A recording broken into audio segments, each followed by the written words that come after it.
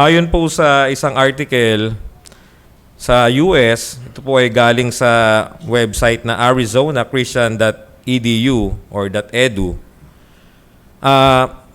Ito po ay may title na Counterfeit Christianity o yung pekeng pagkakristyano o huwad na pagkakristyano o huwad na Kristyanismo. So ang title nito ay Counterfeit Christianity, Moralistic Therapeutic Deism o yung tinatawag nilang MTD. This is the most popular worldview in US culture according dito sa article na ito. Ang sabi rito, a groundbreaking study from the Cultural Research Center at Arizona Christian University reveals that moralistic therapeutic deism, also known as MTD, is the most popular worldview in the United States today. So ito daw po yung lumalaganap na worldview at siguro hindi lang ito sa bansa ng Estados Unidos, maging sa atin man ngayon. At ano raw ito? MTD is described as fake Christianity. It is characterized by a focus on current culture. Pansinin po natin, focus on current culture rather than historic religious truths or comprehensive doctrine. So binabaliwala na nito yung mga doktrina ng Biblia na alam natin nung una pa sa mga apostol pa lamang ay ginamit ng Panginoon upang maihayag ang katotohanan ng kanyang mga salita, kundi mas binibigyan nila ng pansin kung ano yung takbo ng mundong ito. Ibig sabihin yung kanilang Kristyanismo o yung pagsunod nila, pagprofess nila ng pananampalataya bilang Kristiyano ay nakabase na kung ano yung takbo ng mundong ito. Hindi na doon sa mga historic religious truths na makikita natin na sa mga apostol, sa mga ginamit ng Panginoon, na mga yung mga Puritans, no? Hindi na doon nakabase ang kanilang paglakad. Ano pa? It emphasizes comfort, convenience, and community while asking little of its followers. Wala na po doon yung commitment, no? Ang kanilang pagsamba, ang kanilang service ay puro lamang mga salita na nagpapakiliti. Yung sinasabi sa Bible na nagpapakiliti lamang sa tenga, yung mga feel-good gospel, no?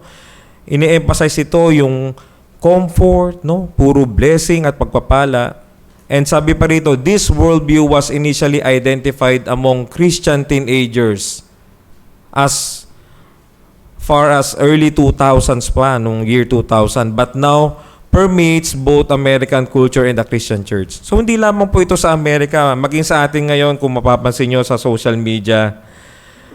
Sadly, makikita natin na yung mga nagsasabi na sila ay Kristiyano, hindi makita yung tunay na bunga ng pananampalataya sa kanilang buhay. Counterfeit yung kanilang faith o huwad ang kanilang pananampalataya. At ang ating pong mensahe sa umagang ito ay may kinalaman tungkol sa bagay na ito. Ito po yung ating mensahe sa umagang ito na ating pag-uusapan. Genuine faith as one of the marks of a true Christian is graciously given by God and is accompanied by good works and true repentance. Ang tunay na pananampalataya bilang isa sa mga marka ng tunay na Kristiyano ay biyayang kaloob ng Diyos at kalakip nito ang mabubuting gawa at tunay na pagsisisi.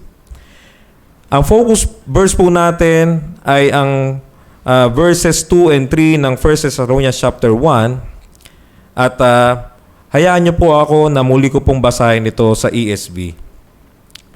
1 Thessalonians chapter 1 verses 2 to 3. We give thanks to God always for all of you, constantly mentioning you in our prayers, remembering before our God and Father your work of faith and labor of love and steadfastness of hope in our Lord Jesus Christ. So sa umaga pong ito, ang ating pong focus ay sa verse 2 and 3 na makikita natin doon sa verse 3, yung mga marka ng isang tunay na Kristiyano ay meron siyang tinatawag na sabi sa Tagalog version, na mabubuting gawa mula sa pananampalataya or works of faith. At meron din siyang pagpapagal sa pag-ibig o yung labor of love. At meron din siyang hope. Yung sinabi dito sa verse 3 pa rin, steadfastness of hope o yung katatagan. Ngunit sa umagang ito, ang ating bibigyan lamang ng diin o ng pansin ay yung unang binanggit na katangian ng isang tunay na Kristiyano na yun ay walang iba kundi yung work of faith. At ang title po ng ating pangaral sa umagang ito is The Genuine Faith. The Genuine Faith.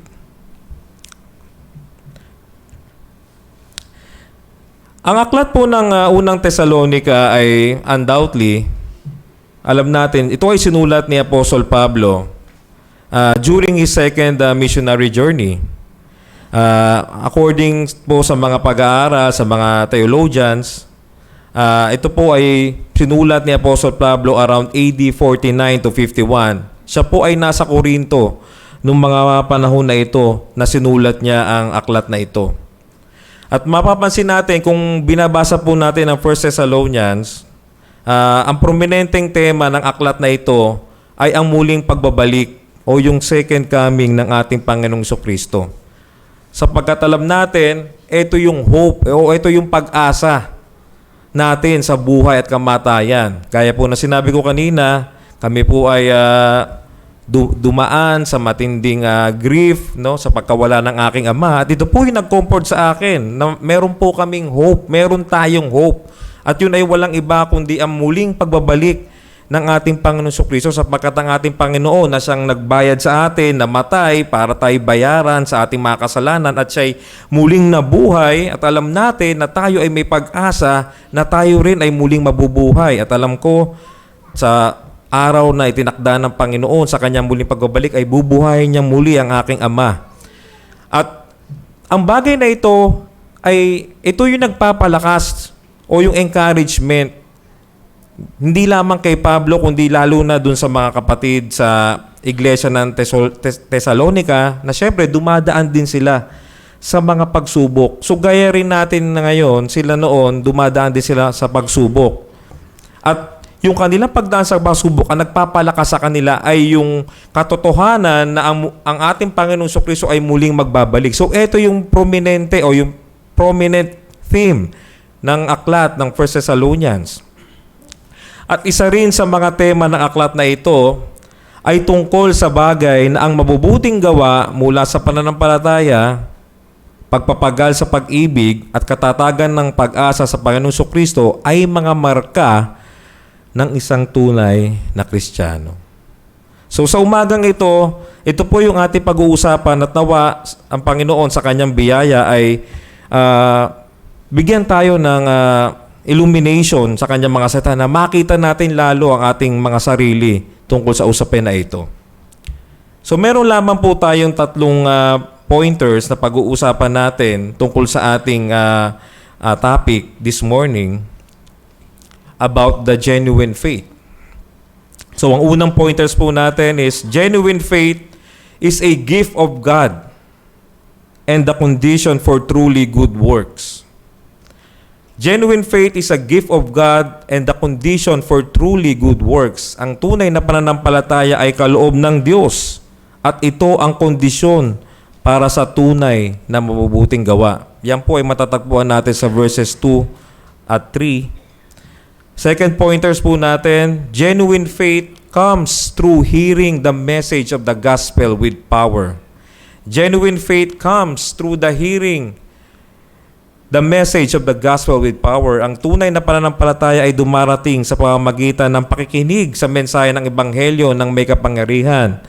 Ito po ay makikita natin sa verses 5 and 6 ng chapter 1 ng 1 Thessalonians. At ang ating panghuling pointers sa umagang ito is genuine faith is accompanied with true repentance. Ang tunay na pananampalataya ay may kaakibat o may kalakip o kalakip nito ang tunay na pagsisisi. At yan ay makikita natin sa verse 9 ng chapter 1 ng 1 Thessalonians. So, let's proceed with our study this morning. On our first pointer, genuine faith is a gift of God and the condition for truly good works. I will read again verses 2 and 3 of 1 Thessalonians chapter 1. We give thanks to God always for all of you, constantly mentioning you in our prayers, remembering before God and Father your work of faith. So hanggang doon lamang po. So dito po sa verse 2 and 3 na ating binasa, may kita agad natin na si Apostol Pablo, ina-acknowledge niya sa Panginoon o ina-acknowledge niya sa kanyang sulat, sa kanyang pagpapasalamat na ang tanging cause o ang may gawa kung bakit ang mga kapatid sa Iglesia ng Thessalonica ay merong tunay na pananampalataya ay sapagkat ito ay kaloob ng Panginoon sa kanyang biyaya. Kaya po sinabi niya rito we give thanks to God always for all of you, constantly mentioning you in our prayers, remembering before our God and Father your work of faith. So nakita po ni Apostol Pablo na ang mga kapatid sa Thessalonica ay tunay ang kanilang pananampalataya sapagkat ito ay may kaakibat na bunga o yung mabubuting gawa na bunga lamang ng pananampalataya. At sa kanyang pag-acknowledge, kaya siya nagbibigay ng pasasalamat sa Panginoon, kanyang sinasabi rito na ang bagay na ito, yung tunay na pananampalataya ng mga taga-Thessalonica, ay gawa lamang ng Panginoon. Ito ay biyaya ng Diyos. Ano ang sinabi sa Ephesians 2 verse 8? Alam natin ito, kabisado natin ito halos. For by grace you have been saved through faith, and this is not your own doing. It is the gift of God. Verse 9, not a result of works, so that no one may boast. So, again, bakit kailangan nating ma-remind ang bagay na ito? Sapagkat alam natin na itong biyayang ito, tinanggap lang natin ito sa Panginoon. Naligtas tayo dahil lamang sa biyaya. Ito ay tugon natin, tama? Kailangan mong tumugon sa panawagan ng Ebanghelyo sa tuwing maririnig mo ang pangangaral ng Ebanghelyo. Ngunit dapat nating maintindihan na ang pagtugon na ito, hindi ito gawa natin. Hindi ito nating gawa. Ito ay biyaya ng Panginoon sa atin. At nawa sa umagang ito, sa pakikinig natin ng kanyang mga salita ay bigyan ka ng Panginoon ng biyayang ito. Ano pa ang makita natin dito? So sabi rito sa verse 3, remembering, sabi sa verse 3, remembering before our God and Father your work of faith. Sabi po sa Tagalog, yung work of faith, yung translation ng ang Biblia sa Tagalog ay ang sinabi dito ay mabubuting gawa mula sa pananampalataya. So agad natin makikita rito na yung pananampalataya ng mga taga-Thessalonica, ito ay mayroong kaakibat o may kasamang mabubuting gawa. Ngunit ano ba itong mabubuting gawa na ito? Alam natin na ang mabubuting gawa na ito ay bunga lamang ng tunay na pananampalataya na ipinagkaloob ng ating Diyos. Sa nakita natin doon sa unang sinabi natin na ito ay biyaya ng Diyos. Anong sinabi sa Romans 3, verses 9 and 10? What then? Are we better? Not at all. For we have already charged that both Jews and Greeks are all under sin. Verse 10, as it is written, there is none righteous, not even one. So alam natin, paulit-ulit na nating naririnig sa pangaral sa pulpitong ito na tayo ay makasalanan, hindi tayo umabot kailanman sa biyaya ng Panginoon. Kung iniisip mo ngayon na sa sarili mong mga gawa, nabibigyan mo ng kaluguran ng Panginoon, kahit nga ikaw ay Kristiyano na, ang mabubuting gawa na yan ay biyaya pa rin ng Panginoon sapagkat yan ay bunga ng tunay na pananampalataya na galing din sa biyaya ng Panginoon. Kaya't hindi mo dapat yan isipin na nagkakaroon ka ng merito sa harapan ng Panginoon sapagkat kaya ka lamang naging katanggap-tanggap sa harapan ng Panginoon ay walang iba dahil sa ginawa ng Panginoon Kristo na pagbabayad o pagliligtas, pagtubo sa iyo. At kailanman ang mabubuting gawa na ito, hindi yan ang tatanggapin ng Panginoon. O hindi yan ang basehan ng Panginoon para ikaw ay kanyang tanggapin. Ngunit ito ay bunga ng pananampalataya mo, pagpapakita mo ng pagpapasalamat mo, ng pagsamba mo sa Panginoon dahil sa biyaya na kanyang ginawa sa Kanya. Sapagkat bakit? tayo ay makasalanang lahat. Hindi tayo umabot sa kaluwalhatian ng Diyos. Alam natin, kung wala ang pananampalataya, hindi natin mabibigyan ng kaluguran ng Panginoon. Saan natin makikita yan? Isaiah 64 verse 6. For all of us have become like one who is unclean, and all our righteous deeds, take note, all our righteous deeds are like a filthy garment. Nakita niyo po ba yun? Even our righteous deeds are like filthy garment. Anong sinabi sa Hebrews 11 verse 6? And without faith, it is impossible to please Him. For whoever would draw near to God must believe that He exists and that He rewards those who seek Him. Without faith, it is impossible to please God. So nakita po agad natin yung relasyon o yung koneksyon ng tunay na pananampalataya at ito ay may bunga, yung mabubuting gawa. Kaya pinagpapasalamat ni Apostol Pablo sa Panginoon yung nakita niya dito sa mga taga-Tesalonica na yung kanilang pananampalataya ay na-confirm ni Apostol Pablo na ito ay tunay sapagkat ito ay may bunga. At ito ay, alam natin, gawa ng Panginoon ito lahat. Anong sinabi ng dito sa tagpo ng John chapter 6, 28-29 na kung saan sila ay nagtanong sa ating Panginoong Kristo. Anong sabi nila? Then they said to Him, what must we do to be doing the works of God? Sumagot po ang ating Panginoong Hesus sa verse 29. Jesus answered them, this is the work of God, that you believe in Him whom He has sent.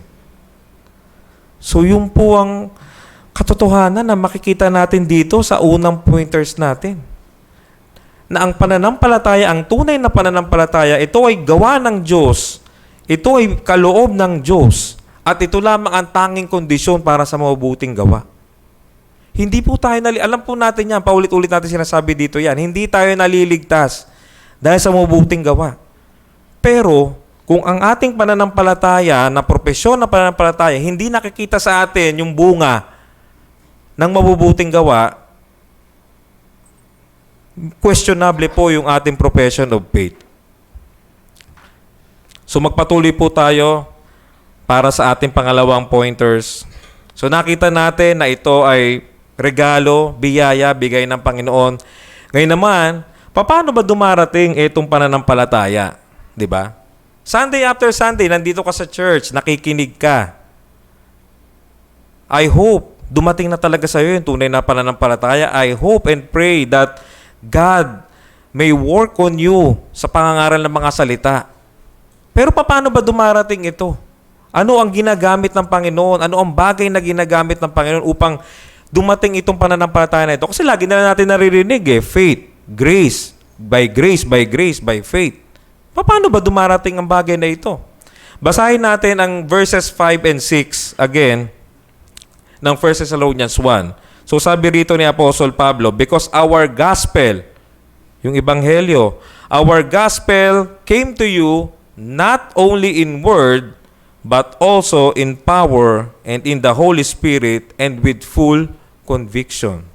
You know what kind of men we proved to be among you for your sake. Verse 6, and you became imitators of us and of the Lord, for you received the word in much affliction with the joy of the Holy Spirit. So isa-isa po nating tingnan itong verses 5 and 6 kung paano ba dumarating itong pananampalataya. So again, genuine faith comes through the hearing the message of the gospel with power.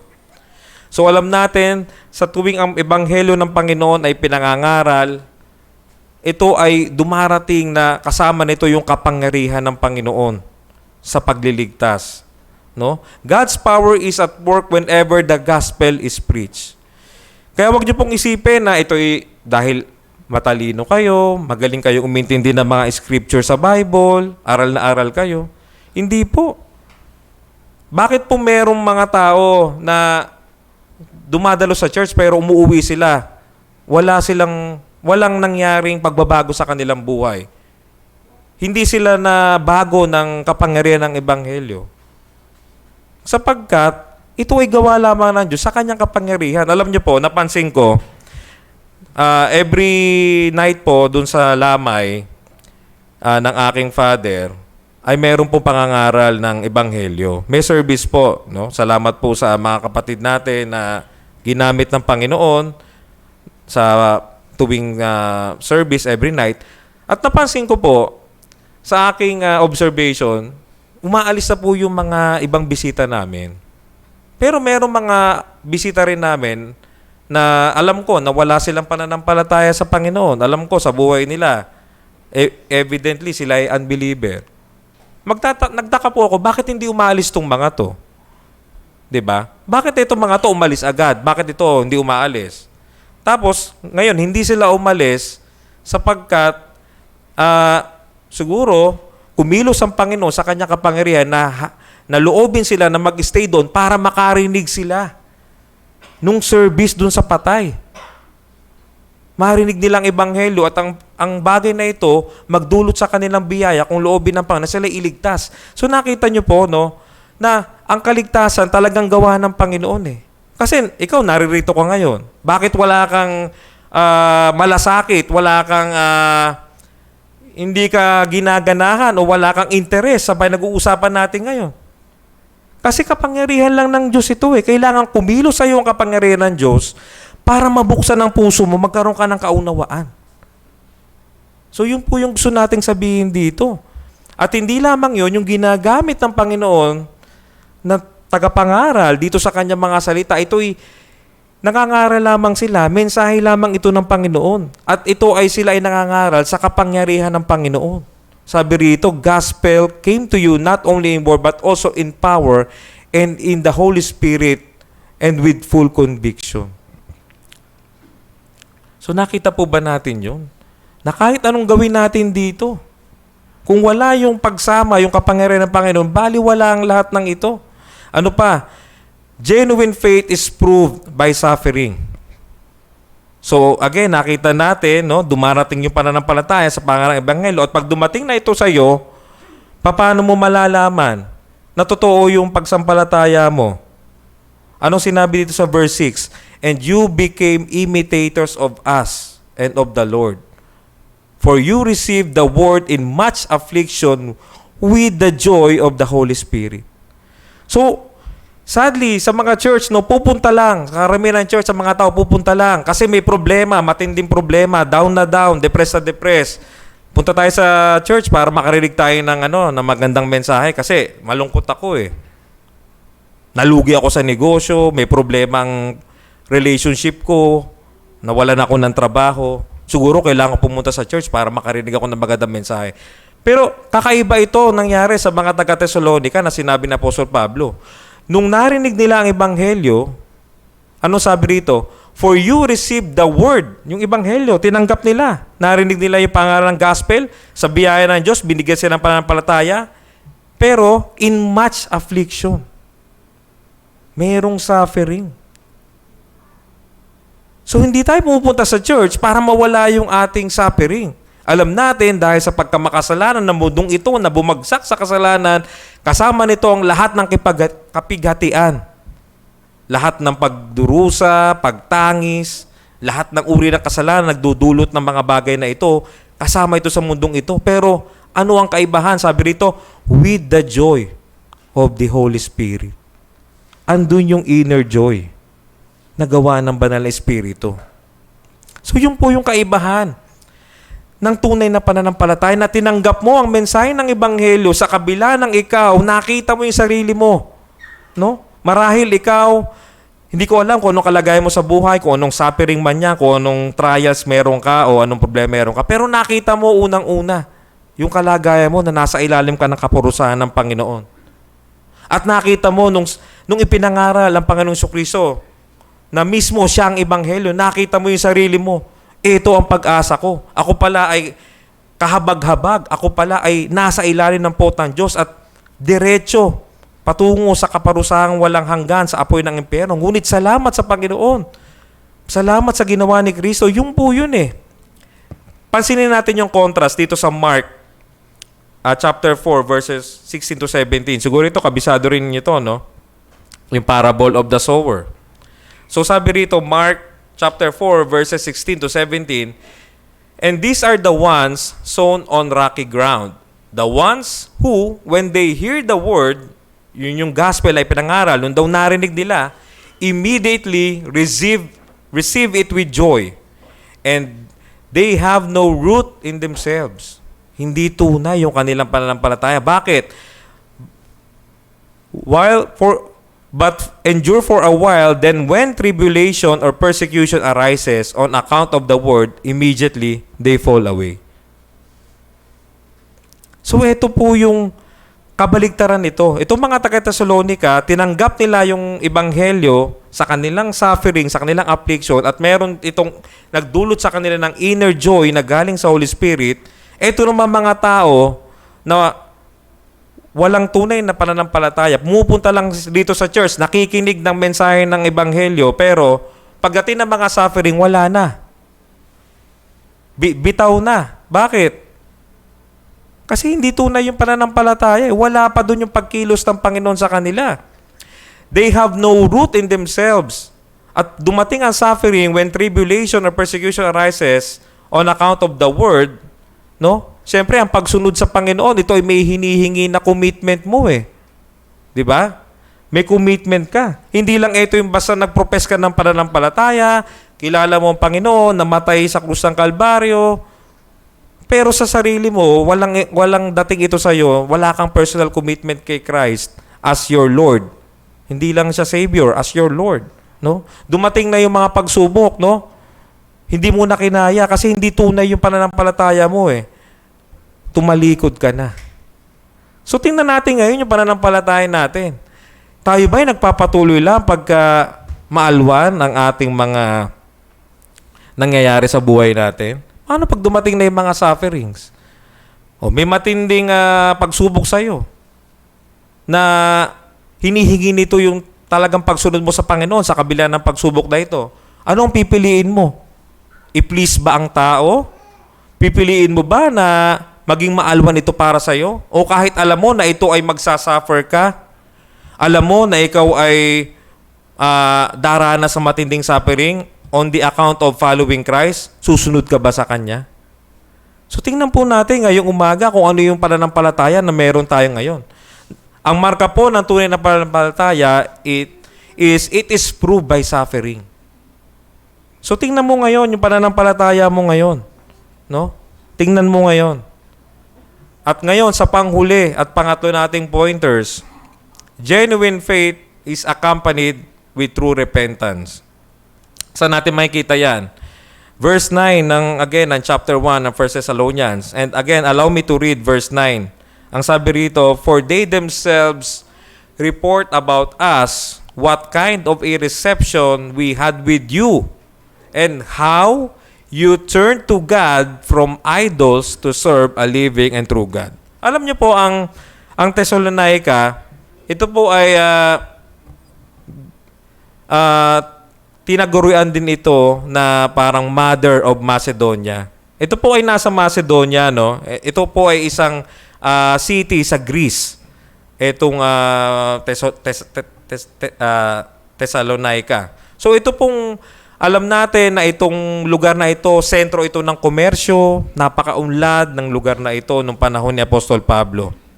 At ang mga tao rito, no, yung mga kapatid dito na sa biyaya ng Panginoon tumanggap ng tunay na pananampalataya, naligtas dahil sa pangaral ng Ebanghelyo ni na Apostol Pablo, nila Timoteo, nila Silvanus, yung sinabi sa verse 1, na bago dumating yung bagay na yon, ano sila? Sila ay sumasamba sa mga Diyos-Diyosan, hindi nila kilala ang buhay at tunay na Diyos. Sabi rito, how you turn to God from idols to serve a living and true God. So ano po ang gustong ipakita nito sa atin? So yung pong tunay na pananampalataya na dumarating sa pangangaral ng Ebanghelyo, sa kapangyarihan ng Diyos, sa tuwing ang Ebanghelyo ay pangangaral, ito po ay merong laging kasamang pagsisisi. O yung tinatawag nating repentance o yung tunay na pagsisisi.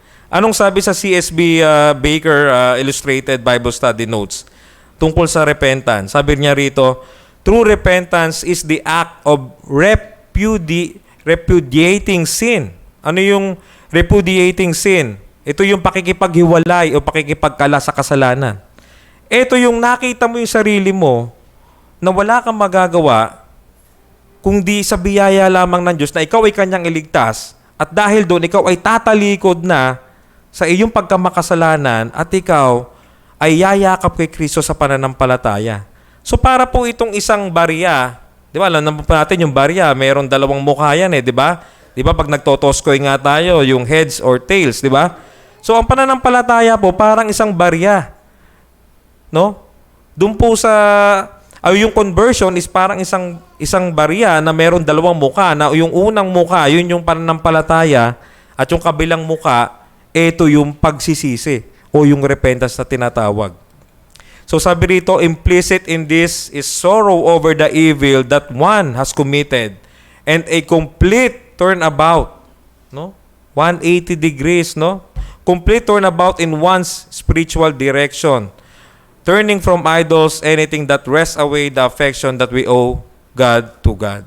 So yun yung nakita natin sa verse 9 ng chapter 1 ng 1 Thessalonians. Ano pang sinabi ni Wayne Grudem sa kanyang systematic theology?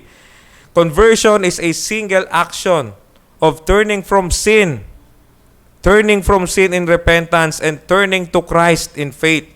Anong sinabi ng Panginoong Kristo sa Matthew 11:28? Come to me, all who are weary and heavy laden, and I will give you rest. So ito yung, nakita mo yung sarili mo, ito yung burden ng kasalanan, nakita mo yung sarili mo, nasa kaparusahan ka, kinonvict ka ng matindi, nakita mo yung burden ng sin, na ito, dadalhin ka nito, walang hanggang kaparusahan sa impyerno. Itong kasalanan na ito, nadala-dala mo.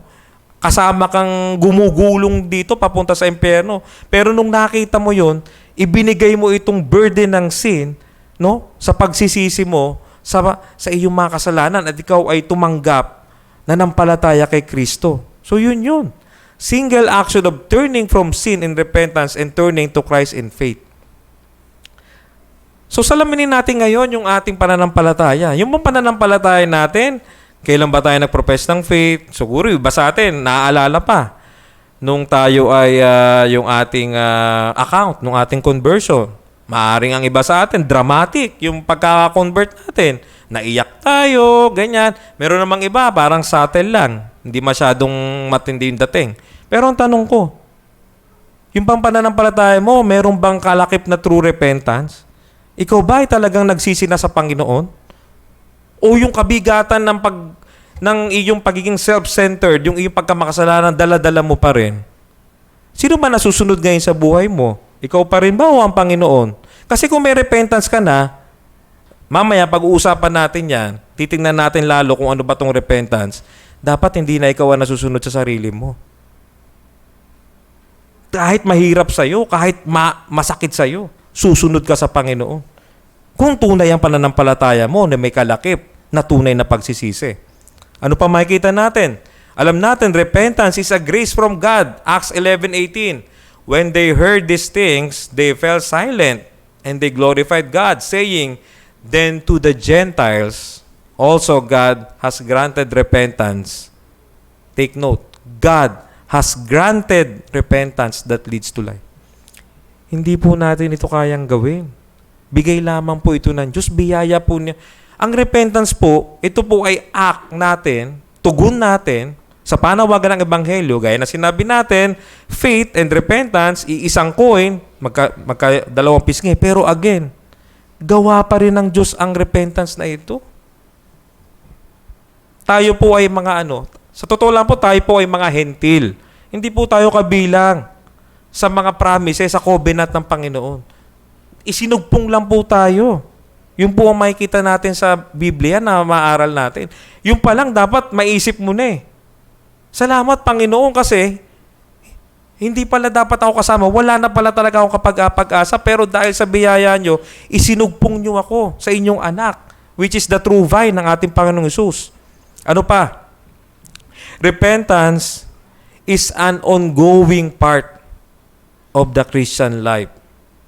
Repentance is an ongoing part of the Christian life.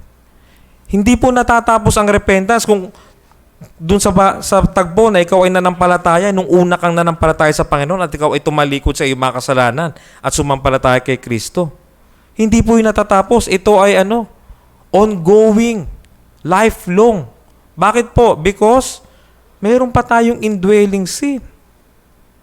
Kahit tayo po ay binago na ng Panginoon, hinugasan na ng kanyang banal na dugo, habang tayo nandito pa sa lupa, tayo ay nagkakasala pa rin. Anong sinabi ni Pablo sa Romans 7, verses 19 to 20? For I do not do the good I want, but the evil I do not want is what I keep on doing. Now, if I do what I do not want, it is no longer I who do it, but sin that dwells within me. Yun po yung indwelling sin.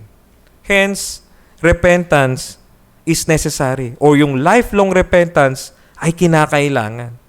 Huwag po kayong maniwala sa mga ibang mababasa nyo, mga komentaryo nagtuturo sa inyo, na si Apostol Pablo, nung sinulat niya itong Romans 7 na to, siya ay unbeliever pa.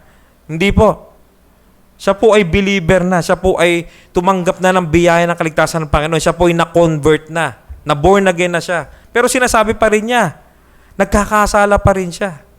Wala pong sinatawag na sinless perfection na tinuturo ang salita ng Diyos. Kaya po mahalaga yung pagsisisi, yung ongoing na pagsisisi natin eh. Kaya po mahalaga yun eh. At yun din yung magpapakita sa atin na tunay, isa sa mga marka na tunay yung ating pananampalataya kapag meron tayong lifelong or ongoing repentance sa ating buhay. Anong sinabi sa 1 John 1 verse 9? If we confess our sins, take note, if we confess our sins, confess. Hindi mo tinatago. Hindi mo kinikimkim o pinapatagal yung kasalanan mo. Confess. No?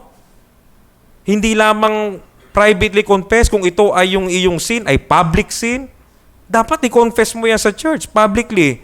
If we confess our sins, He is faithful and just to forgive us as our sins and to cleanse us from all unrighteousness. Again, to cleanse us. Yung paglilinis ng Panginoon, hindi lang ito one-time na paglilinis.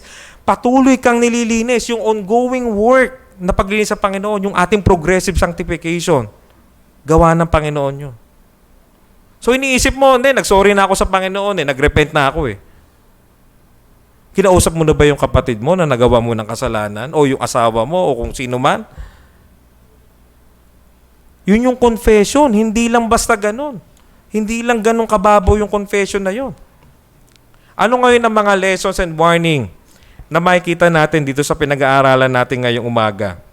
Siyempre, unang-una, alam natin, good works cannot save.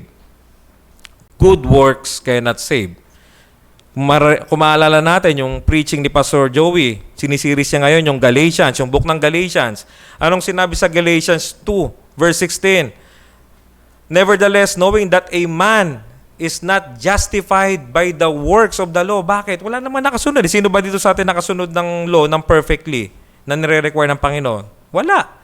But through faith in Jesus Christ, even when we believe in Christ Jesus, so that we may be justified by faith in Christ and not by the works of the law. Since by the works of the law, again, no flesh will be justified. So, kung hanggang ngayon, iniisip mo na yung mabubuting gawa mo, binibilang mo, hanggang ngayon meron ka pa rin, natatakot ka sa kamatayan, o iniisip mo, pag namatay kaya ako, ano kaya, titimbangin ba ng Diyos kung alin yung, sino mas mabigat, yung mabubuting gawa ko ba, o yung mga kasalanan ko? Sana mas mabigat yung mabubuting gawa ko. I'm sorry to tell you, minamahal, o kapatid, o kung kaibigan na narito ngayon, hindi ka maililigtas ng iyong mabubuting gawa. Ano pa sinabi ni Apostle Paul sa aklat ng Galatians, chapter 3, verse 2? This is the only thing that I want to learn from you. Nagtanong siya, did you receive the spirit of the works of the law or by hearing with faith? Sinasabi mo, nanampalataya ka na, sinasabi mo, Kristiyano ka na. Pero saan nakabase yung justification mo, yung para tanggapin ka ng Panginoon? Na pag dumating yung kamatayan, kagaya nung nangyari sa tatay ko, ano yung basihan mo? Parang ganito, pag tinanong ka, bakit kita papapasukin dito sa langit? Bakit? Ano sagot mo?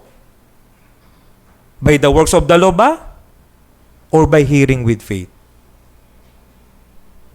So, nasa ngayon nakabase yung iyong kaligtasan. Dapat sa pananampalataya, nakaloob ng Diyos. Sa pananampalataya, sa ginawa na pagliligtas ni Jesucristo. Doon nakabase dapat yung kaligtasan mo. Ano pa? Faith without good works cannot save. So, ito naman yung kabilang pisngi nito. O meron ka nga pananampalataya, hindi naman nakikita sa buhay mo. So, hindi rin ito makapagliligtas. Anong sinabi ni James sa chapter 2 ng James, verse 17? Even so, faith, if it has no works, is dead, being by itself. Ano pa sinabi? Ito mismo, ang Panginoong Jesucristo nagsabi, Matthew 5, verse 16, let your light shine before men. No?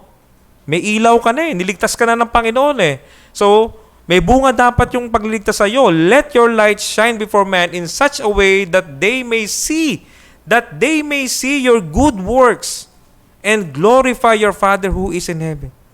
So, hindi natin binabaliwala yung good works. Pero, ang gusto natin sabihin dito, etong good works na to, bunga to ng tunay na pananampalataya mo na ginawa sa iyo ng Panginoon. Pero, bilang Kristiyano, dapat ito yung mag-motivate sa'yo. Hindi ka maging tamad sa paggawa ng mabuti. Sa pagsunod sa Panginoon. Pagkus, mag-motivate sa ito na dahil iniligtas na ako, eto na ako, meron na akong bagong buhay, may bagong identity na ako kay Christ, dapat gumawa ako ng mabuti para sa kapurihan niya. Ano pa sinabi ng Panginoon Jesucristo? Matthew 7:21. Not everyone who says to me, Lord, Lord. Ito, matinding warning ito. Not everyone who says to me, Lord, Lord, will enter the kingdom of heaven, but he who does the will of my Father who is in heaven will enter. And lastly, profession of faith without genuine repentance cannot save. So ito yung matinding warning. Profession of faith without genuine repentance sadly cannot save. Ano pinakamagandang example na makikita natin about paano natin malalaman kung ang repentance ay genuine o peke o huwad? Si King Saul, si Haring Saul, si Saul, no? Sa Samuel chapter 15, 24 to 29. So, ito yung sinabi ni Matthew Henry tungkol dun sa repentance ni Saul. Alam po natin, no? Ang repentance ni Saul ay hindi tunay na repentance. So, wag po tayong magkamali, wag po kayong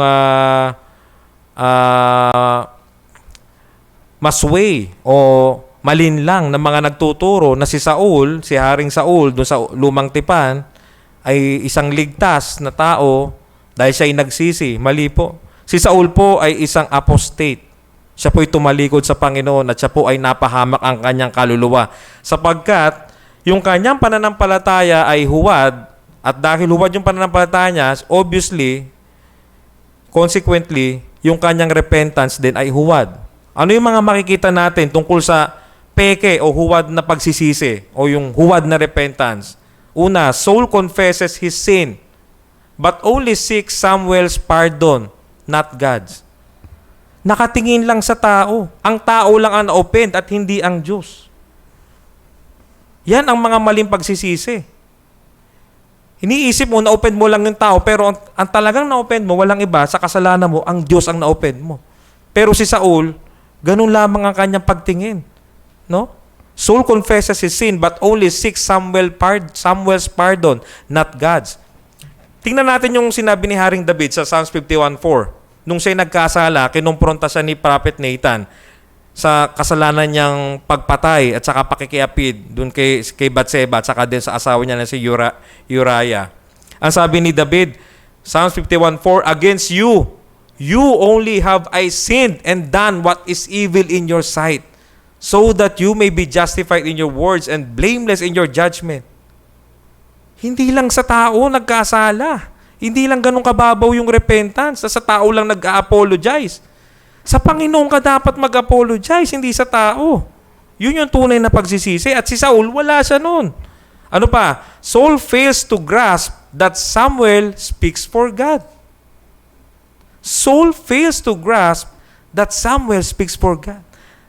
Naririnig ang mga pangangaral sa pulpitong ito tungkol sa mga bagay, lalo na sa church discipline. Pero hindi ka nagpapasakop sa katotohanan ng salita ng Diyos tungkol sa kasalanan. Delikado po yan. Pag ganyan ang pagtingin mo sa repentance, ito na sinasabi ng salita ng Diyos na dapat magsisi ka, pero iniisip mo, may iba kang interpretasyon o may iba kang tinitwist mo na yung salita ng Diyos na iniisip mo, hindi yun. Delikado. Delikado. At si Saul ganun. Iniisip niya yung sinasabi lang ni Samuel, hindi mismo galing sa Panginoon. Ano pa? Saul's primary concern is saving face before people, not genuine repentance. Saving face.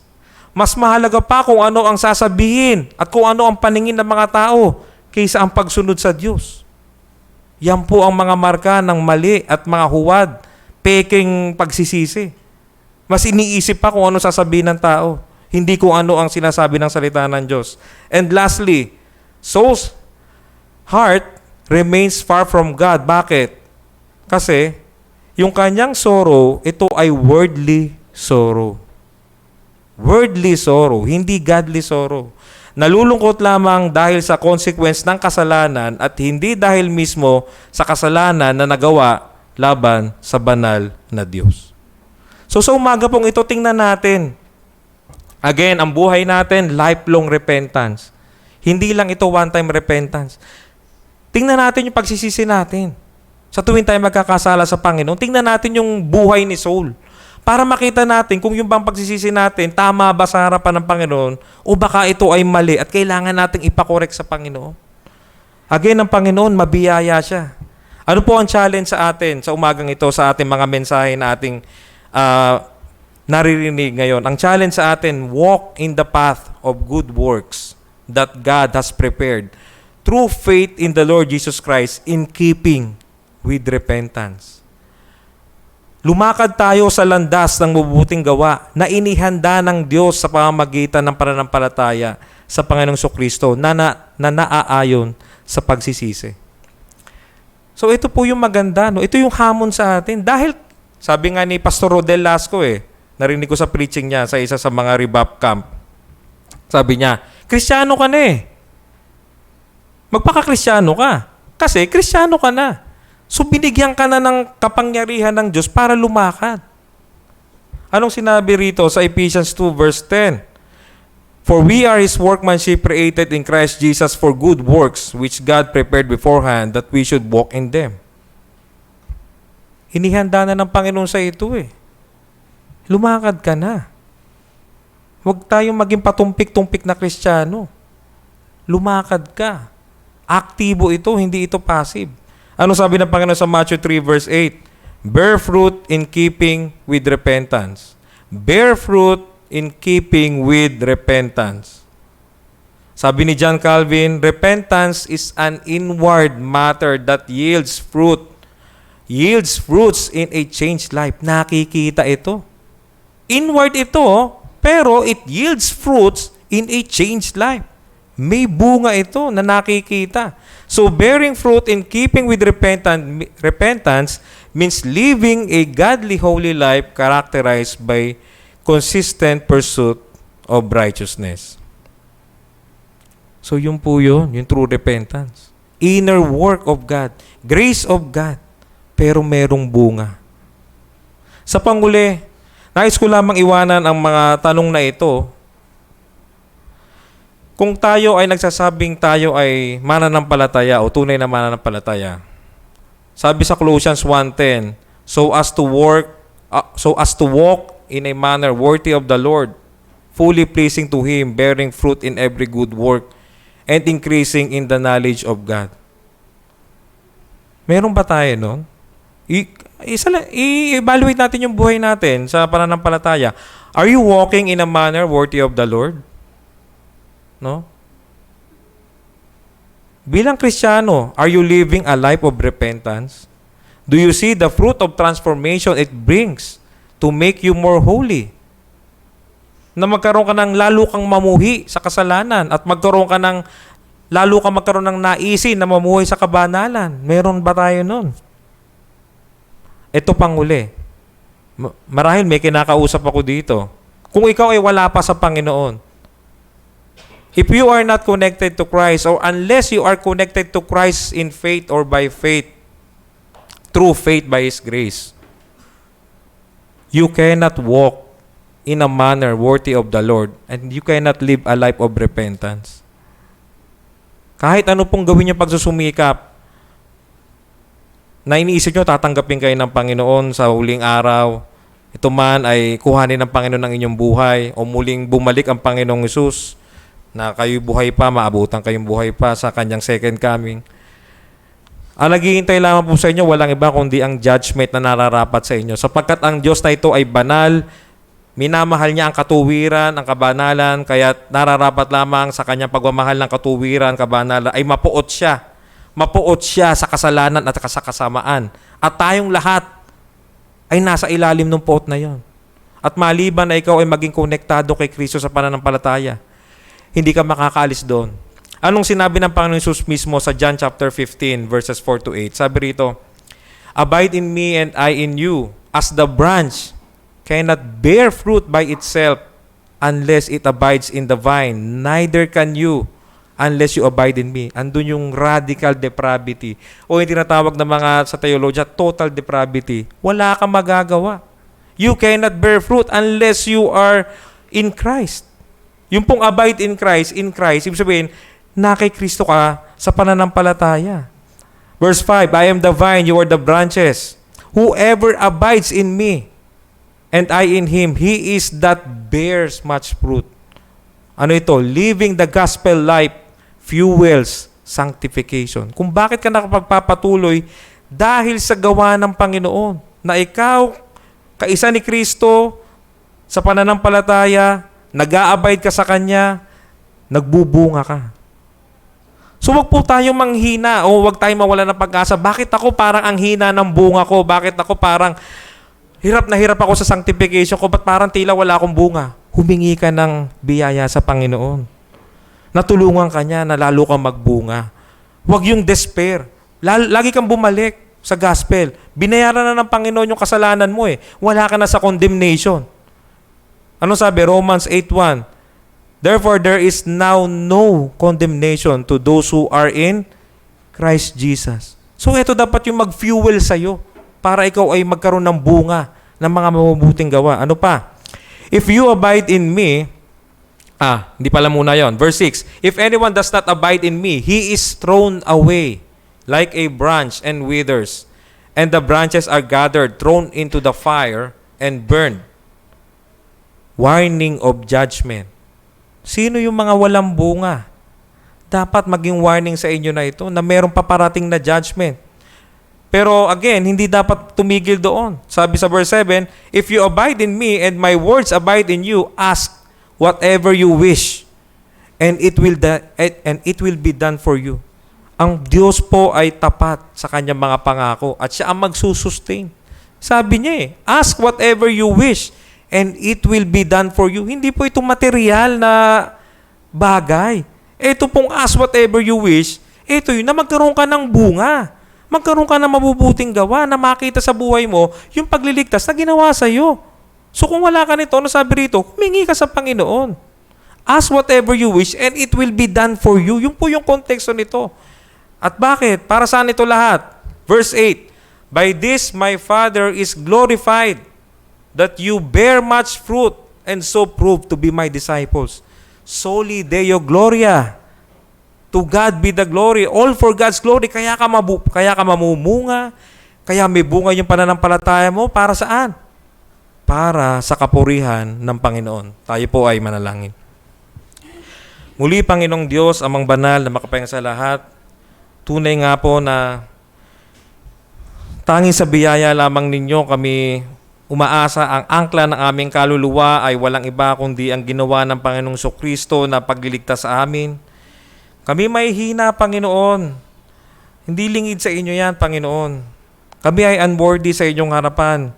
Ngunit nakita namin, Panginoon, na sa inyong biyaya, sa inyong kapangyarihan, kaya nyo kaming baguhin. At naranasan namin ang pagbabagong ito nung dumating sa amin ang pananampalataya na dulot ng kapangyarihan ng Ebanghelyo. Kaya salamat po, Panginoon, nawa ang mga bagay na ito patuloy na mag-motivate sa amin, na lalo magpatuloy na umasa lamang sa inyong kapangyarihan, sa aming paglakad, sa aming buhay na ito, sa aming buhay pananampalataya. Na lalo kami magkaroon ng life of repentance. Nakita namin yung unworthiness namin, Panginoon. At gayon din po ang mga naririto na kung wala pa silang pananampalataya hanggang ngayon, kung hanggang ngayon nagda-doubt sila sa kanilang kaligtasan, umaasa pa rin sila sa kanilang mga mabubuting gawa na magliligtas sa kanila, Ama. Mahabag kayo sa kanila, Panginoon. Maawa po kayo sa kanila. Alam po namin na sinabi ninyo sa inyong mga salita, ang sinumang lumalapit sa inyo ay hindi nyo itataboy, Panginoon. Kaya, Ama, kayo na siyang naglalapit, Panginoon, ang Panginoong Jesucristo. Naglalapit sa Panginoong Jesucristo. Kayo ang siya naglalapit sa Panginoon Jesucristo. Naway, ilapit nyo, Panginoon, ang mga naririto, Ama, na wala pang pananampalataya sa inyo, na sila ay tumanggap, magtamurin ng buhay na walang hanggan sa pamamagitan ng Ebanghelyo ng Panginoong Jesucristo. Purihin po kayo, Ama. Ito po ang aming samo at dalangin sa pangalan ng Panginoon Jesus. Amen. Tayo po ay tumayo para po sa pag-awit natin ng ating panghuling himno.